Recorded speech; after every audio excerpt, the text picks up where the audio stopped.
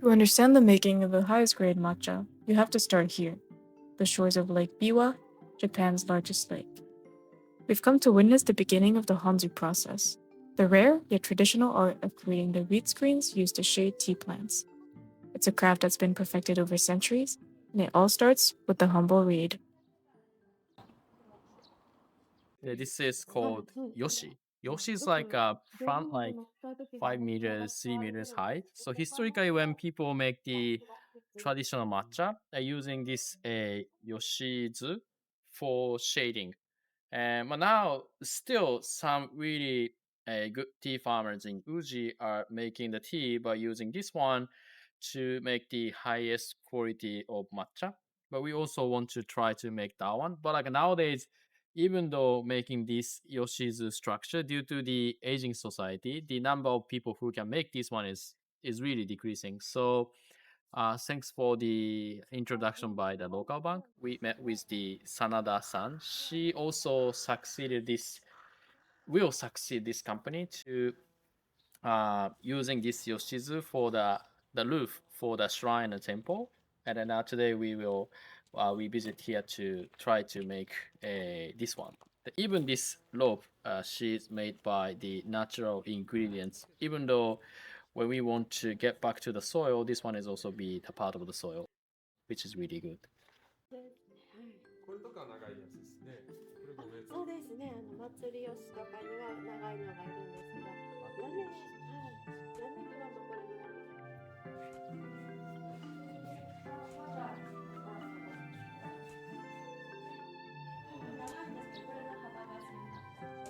まあ now the demand of the roof by using Yoshi is decreasing.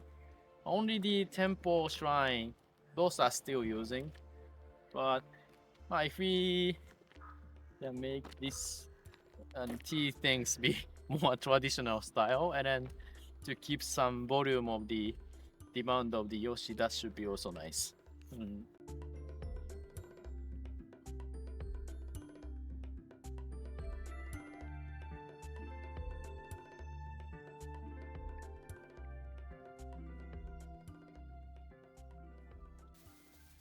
As we head into the marsh, the quiet is broken by the sound of the cutting tractor.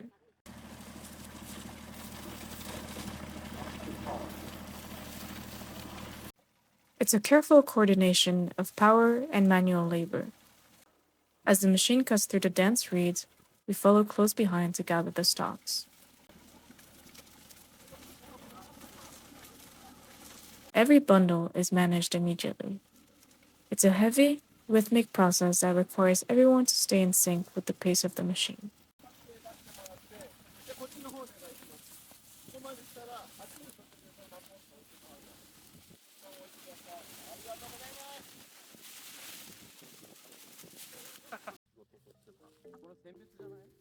Next comes the selection process, right here in the wetlands.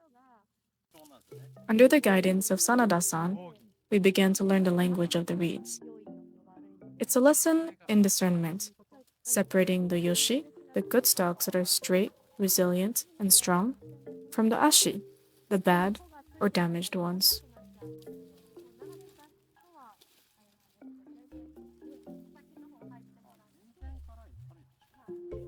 Yoshi is good, Ashi is not good. I'm doing like even it looks very similar, but like some are different plants actually. Like once you see carefully, like this part is like the yellow one is not the Yoshi.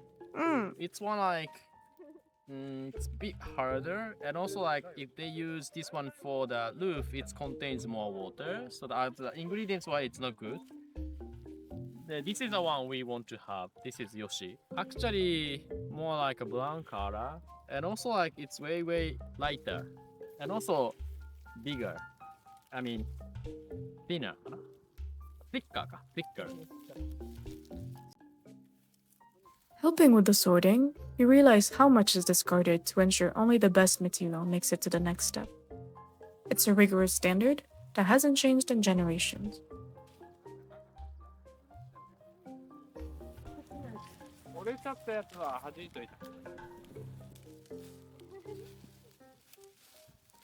Depending on the season and the year, the water levels around Lake Biwa can heavily fluctuate.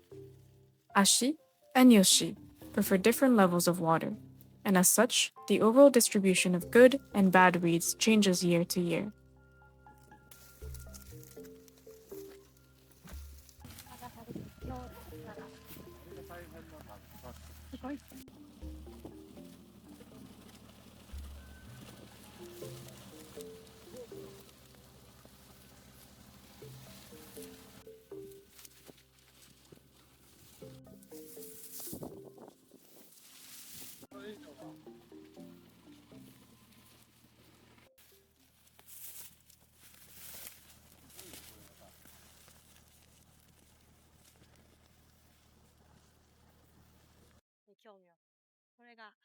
Sanada-san has been working in these marshes for around 15 years.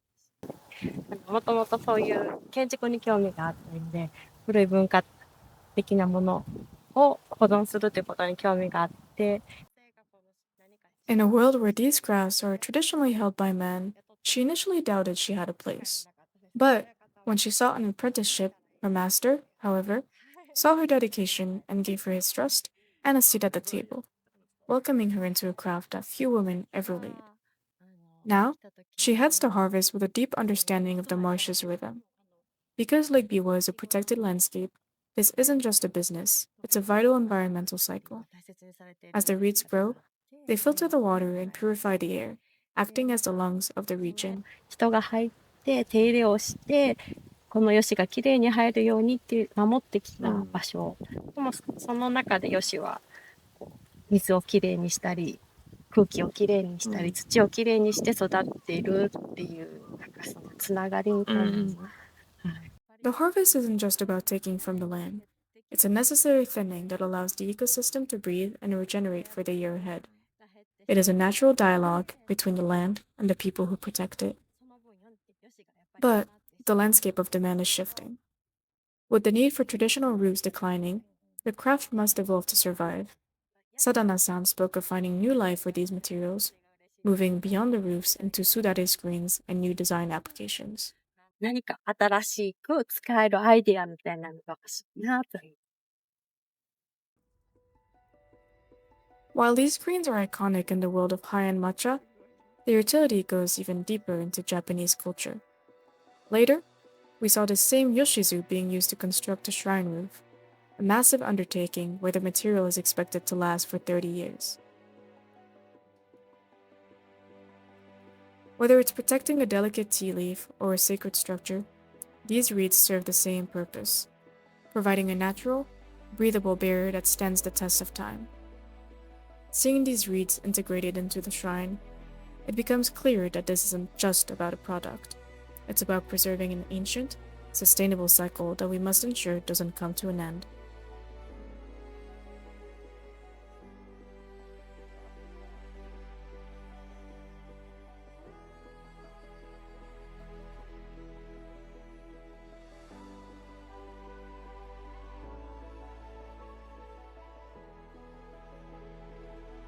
やっぱだから昔ながらの素材ってそれなりにやっぱ意味と機能が